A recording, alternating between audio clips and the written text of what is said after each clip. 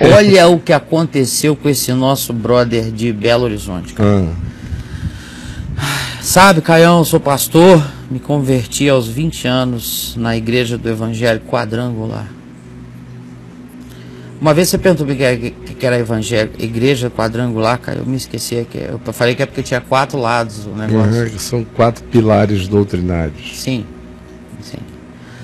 Aí me converti, né, 20 anos na igreja do Evangelho Quadrangular, aqui em Belo Horizonte. Eu me entreguei de cabeça, passei a maior parte da minha vida envolvido com essa denominação. Fui presidente de mocidade, obreiro, auxiliar, fui credenciado a pastor, o cara foi tranquilo. Sabe, Caião, parei meus estudos e vivi em função dessa igreja. Uma vez me lembro que a minha mãe me chamou e me disse que eu deveria voltar a estudar, trabalhar. Eu dizia que estava servindo a Deus. O pastor titular dessa igreja, Caio, viajava e eu tomava conta de tudo, nunca quis sair para assumir minha própria igreja. Era pastor auxiliar. Tinha um sustento de um salário mínimo. Sabe, Caião, não me importava com dinheiro, embora os pastores que passaram por essa denominação compravam seus carros, adquiriam suas casas. Eu estava feliz pregando, dando curso de batismo, visitando, realizando campanhas evangelísticas, etc.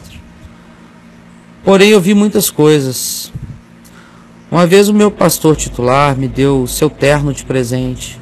Peguei aquele terno, entreguei para minha mãe. Ela disse que iria lavar. Passando algumas horas, o pastor chegou na minha casa junto com outro pastor. Notei que ele estava tenso. E me pediu o terno, pois dizia que tinha esquecido algo no bolso. Fui buscar o terno e resolvi olhar no bolso. Encontrei uma carta de uma amante do pastor que comentava nessa carta a noite de orgias que eles tinham passado. Na verdade, era uma carta pornográfica. A coloquei novamente no bolso e levei o terno para o pastor. O interessante foi ele ter tido essa curiosidade de enfiar a mão no bolso do pastor, né? do terno do pastor. Ele ganhou o terno, foi lá dentro pegar, o cara falou que tinha sido um negócio no bolso. Na hora que ele foi pegar o terno para entregar para o pastor, ele puxou a carta e deu uma lidinha. Pois é, eu achei interessante essa coisa, né, essa curiosidade dele, de pegar e dar uma lida. Um negócio que eu não faria. Dá uma olhadinha. Já caiu um lote de cartas do bolso do cara, eu ia pegar todas, botar no bolso do paletó e levar o paletó para ele. Mas você veja como a gente vai ficando assim no ambiente e muito devagar você vai ficando com umas curiosidades estranhas, com os interesses estranhos. O mais puro vai ficando assim curioso. Sim, entendi. O mais purinho vai ficando meio bisbilhoteiro. Bisbilhoteiro. Aí quem bisbilhota num ambiente desse acha tudo o que pensou e não pensou que fosse achar. Se for alguém que tenha algo do bem dentro dele em maior densidade do que do mal, o cara chega e diz, não quero isso para mim. Mas se o que tem dentro dele, existe dentro dele em maior proporção, é uma inclinação perversa, ele diz, bom, aprendi o caminho. Já sei como se anda aqui para se chegar onde esse pessoal está. Vou seguir nos mesmos passos. Aí vira víbora. Pois não. Ele pegou a carta e disse que era um documento importante. Nessa época, Caião, estava levando minha mãe para a igreja. Claro que ela leu essa carta, pois depois desse episódio ela não quis saber mais. Como ela leu? Eu acho que a mãe dele leu. Suficiente para ler a carta e a mãe também leu? Não. Na minha leitura aqui, que eu acho que já fiz uma pré-leitura dessa carta dele, o que aconteceu foi o seguinte: o pastor deu o paletó para ele e deu para a mãe lavar. Ah, lavar. Deixou em casa. Aí a mãe dele, na hora que foi mexer para poder lavar, ela puxou a parada. Entendi. Então a mãe dele já tinha visto antes dele. Entendi. Aí deu para ele. Então, só que a mãe dele ficou calada e parou de ir na igreja. Tudo que eu disse sobre a curiosidade dele está desdito, porque eu não tinha entendido que tinha essa história de mandar o paletó para a mãe do rapaz lavar. Isso. Ele deu para a mãe dele lavar. O paletó do pastor, a pedido do pastor. Não, o pastor deu o paletó de presente para ele. Falou, mãe, ganhei o paletó do pastor, lava para mim, para eu usar. O pastor se entregou mesmo, né? O pastor deu um paletó para ele de presente e falou, mãe, ganhei do pastor, que legal. Você veja... Ela falou, filho, vou lavar para você. Você veja, o que você está falando agora muda todo o meu interesse na história. Leitura. E que tem toda essa coisa de ver do pastor tirar o paletó e dar para ele de presente, e dentro do bolso do paletó ter essa carta, para mim fala desses mecanismos psicológicos do pão de Gideão. Sim. Que é quando a própria culpa do indivíduo enfraquece tanto o indivíduo que ele comete, entre outras coisas, um ato falho como esse. Sim. Que já é um ato de quem se entrega mesmo, né? E que são aquelas pulsões à revelia que a alma tem. E às vezes o cara, em circunstâncias normais, iria ter todos os cuidados, mas bateu alguma coisa que o fez doar esse paletó para o rapaz e de deixar dentro do paletó essa carta horrorosa. Essa carta. Agora, não a bisbilhoterice dele não cai. Não cai porque quando passa, porque a mãe dele, pela leitura, a mãe dele já tinha visto a carta e ficou calada. E deixou o terno quieto lá. Quando o pastor foi e pediu para pegar, e ele foi buscar, ele olhou. Tá? Não tinha, ele acho que pelo que ele narra, não teve um contato entre ele e a mãe acerca da carta. Eles viram em momentos diferentes. Ele viu na hora que ele foi pegar pro pastor e a mãe dele já tinha visto há muito tempo.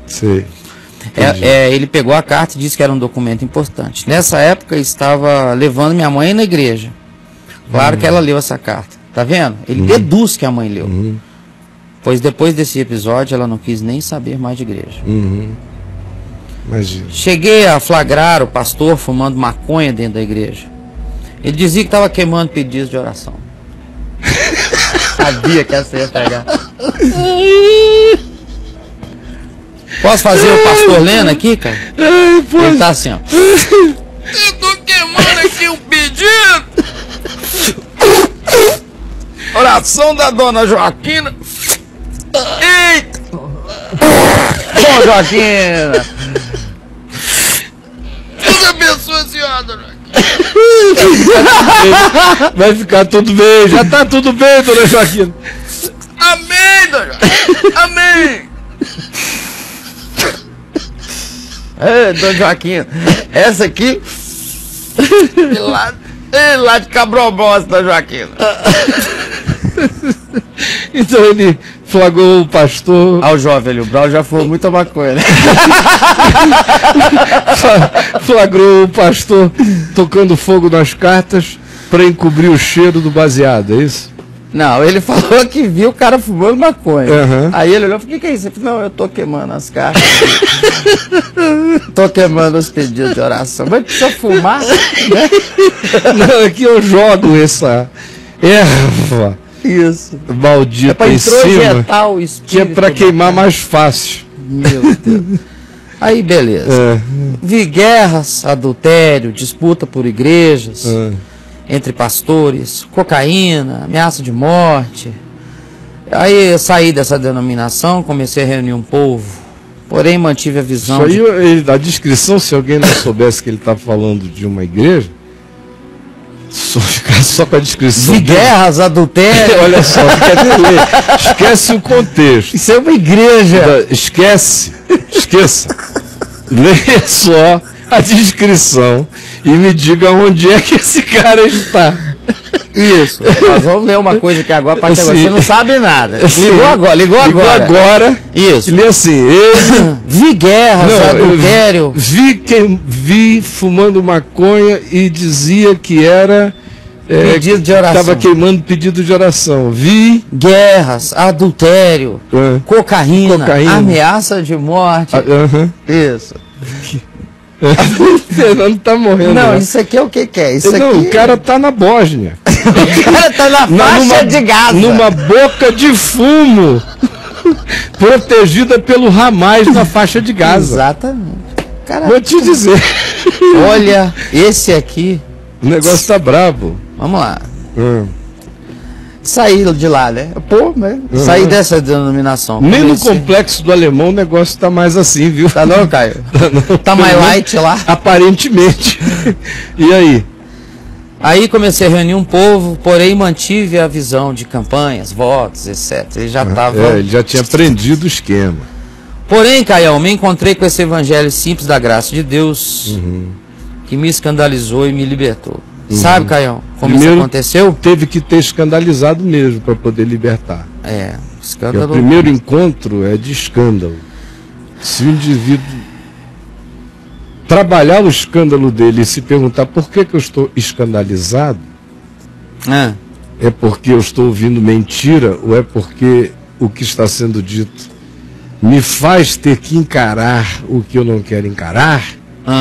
Se ele fizer essa pergunta e ele descandalizado, ele se maravilha e se converte. Mas se ele não fizer essa pergunta, ele só recebe o choque e continua no seu auto-engano. Ou no seu engano deliberado. E aí? Isso explica porque aquela frase me deixou... Eu não esqueço aquela frase de ontem. Por isso que o cara falou para a filha que ele prefere uma prostituta do que uma aqui pessoa ouvindo que fosse influenciada por mim. Exatamente. Uma filha influenciada porque por uma mim. Prostituta, entendeu? Num ambiente que o cara tem guerra, adultério, disputa, não sei o que, é tranquilo. Não, rapaz, até a prostituta prefere um lugar tranquilo. Ela nem aqui quer ir. Não, ela então, prefere um condomínio, ela prefere ficar na porta do Alphaville, de algum lugar assim, do que ir para Bosnia. Porém, Caio, me encontrei com esse evangelho. É porque as prostitutas são as santas desses lugares. Sim. São as santas, são as mulheres mais nobres. Pro hábitat que o pai da garota recomenda, eu acho que ela realmente é como foi o que Jesus disse a gente, exatamente como o pai daquela garota.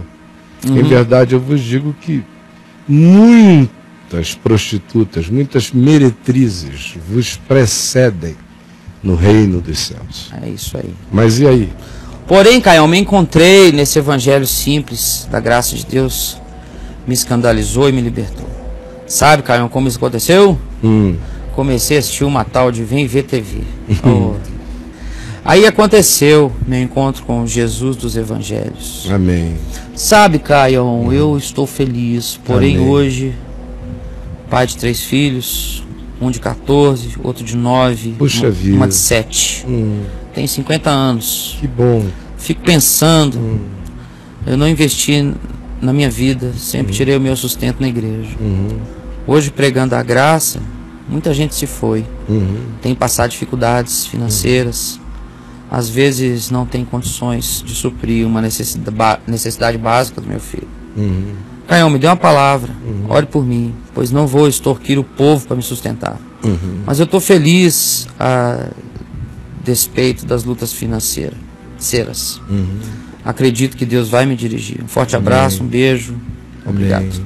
Que coisa boa que você está carregando o vitupério de Jesus, de negar a si mesmo, negar os privilégios que decorriam das facilidades do engano e da mentira, de um submundo religioso perverso,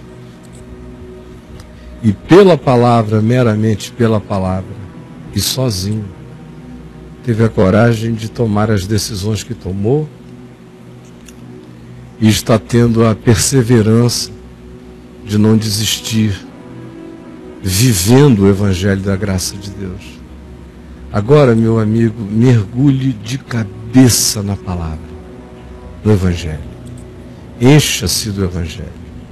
Esqueça tudo que você aprendeu para trás e releia o Novo Testamento muitas vezes, para você se tornar um varão aprovado em toda boa obra e em todo o manejo da palavra da verdade. Vá, se encha do Evangelho e comece a pregar, sem campanhas, sem aquelas artificialidades todas, mas pregue a totalidade do Evangelho.